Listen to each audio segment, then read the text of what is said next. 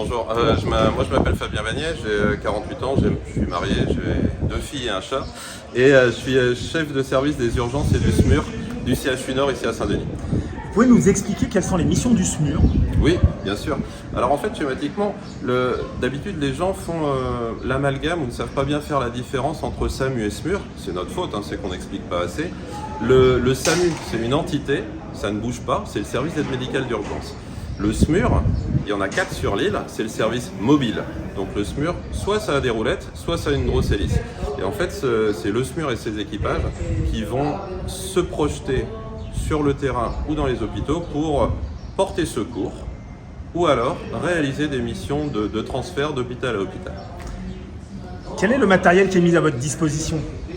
Écoutez, en fait, j'ai souvent l'habitude de dire quand on me pose cette question que le SMUR, c'est l'hôpital qui vient chez vous. Alors, c'est un grand mot pour dire que finalement, ce qu'il faut bien savoir, c'est que moi, en tant que médecin urgentiste, ça fait 20 ans que je fais des urgences, déjà sans mon équipe, je suis rien. Et ça, c'est très important. La médecine d'urgence, comme l'aviation, ça apprend l'humilité. C'est-à-dire que si vous pensez que vous êtes très très fort, vous vous crachez tout le temps. Et donc le SMUR, c'est une équipe, c'est un ambulancier, un infirmier et un docteur. Ça, c'est vraiment l'équipe minimum pour faire du SMUR. Et fort de ça, moi je dis toujours, il m'arrivera rien, je suis en équipe. Quoi qu'il arrive, quelle que soit la situation, tout va bien se passer. Depuis 2018, on a une machine formidable qui est l'héliSMUR.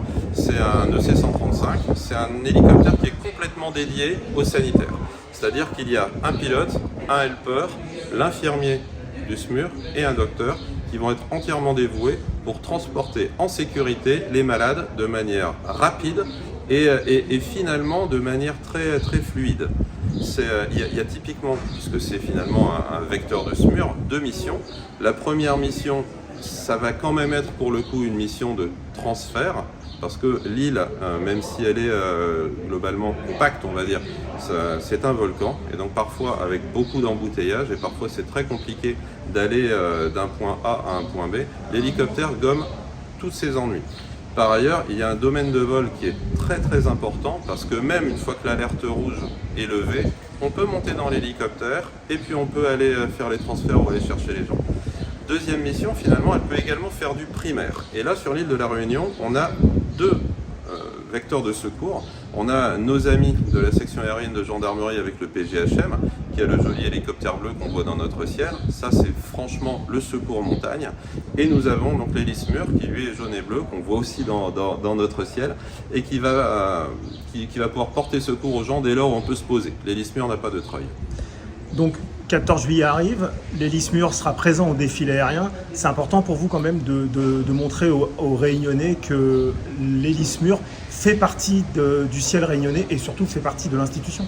C'est vraiment très important parce que, en fait, moi je suis pour faire des portes ouvertes, je suis pour que les gens voient que nous sommes des gens complètement ordinaires à qui il est demandé de faire des choses extraordinaires finalement.